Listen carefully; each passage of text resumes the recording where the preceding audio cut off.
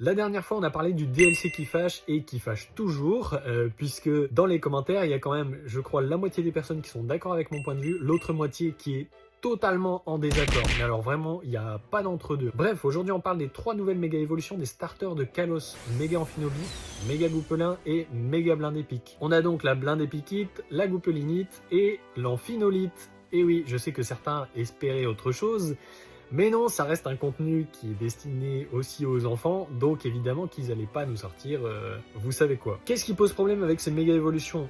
Elles sont très stylées, en tout cas moi je les trouve très stylées, très bien réussies, mais le problème c'est qu'on peut les obtenir uniquement en remportant un certain nombre de combats classés, et donc il faut forcément payer l'abonnement au Nintendo Switch Online. Personnellement, ça va pas me déranger parce que cet abonnement je l'ai déjà pour d'autres jeux, mais là pour le coup je comprends tout à fait que certains soient en colère de devoir payer ça pour 3 méga gemmes. Elles sont pas nécessaires au jeu, mais c'est quand même des méga évolutions qu'on attendait, et ils le savent.